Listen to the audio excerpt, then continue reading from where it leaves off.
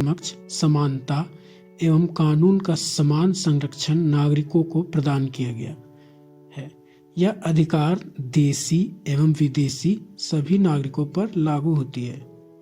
विधि के समक्ष समता का विचार ब्रिटिश मूल का है, जबकि विधियों के समान संरक्षण इक्वल प्रोटेक्शन ऑफ लॉ को अमेरिका के संविधान से लिया गया है।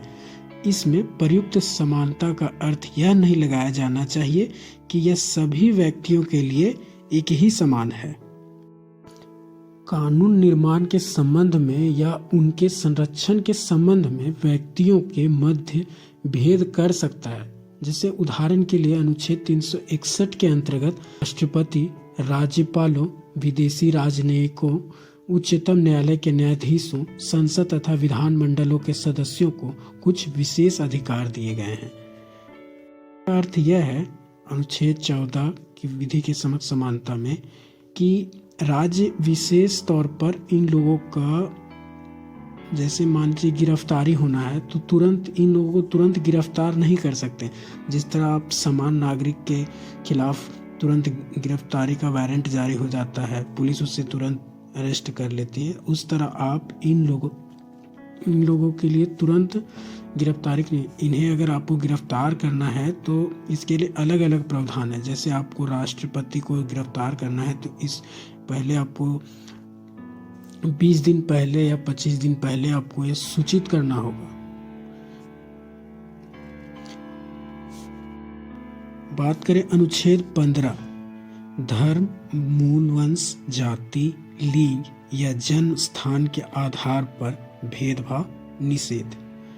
इसमें स्पष्ट रूप से इस बात का उल्लेख किया गया है कि किसी नागरिक के विरुद्ध धर्म, जाति, लिंग या जन्म स्थान के आधार पर विभेद नहीं किया जाएगा।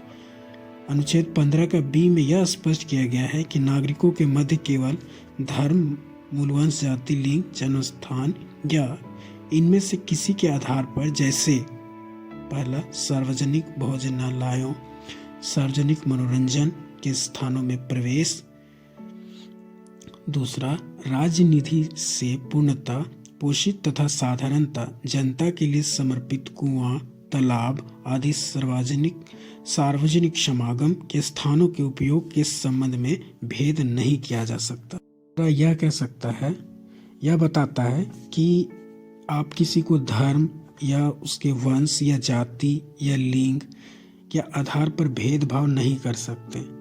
अगर आप भेदभाव करते हैं तो अनुच्छेद 32 के तहत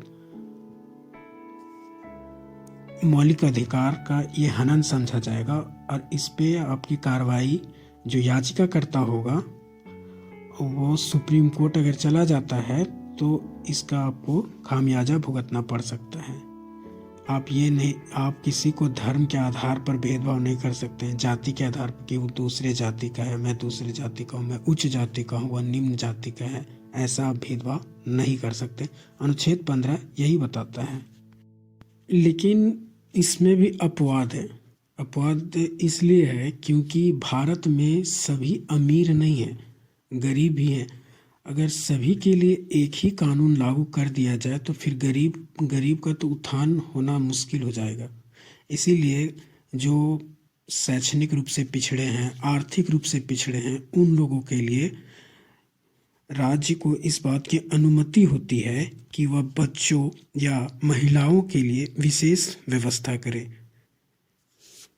इसमें शामिल है महिलाओं के आरक्षण की व्यवस्था, बच्चों के लिए निःशुल्क शिक्षा की व्यवस्था भी शामिल है।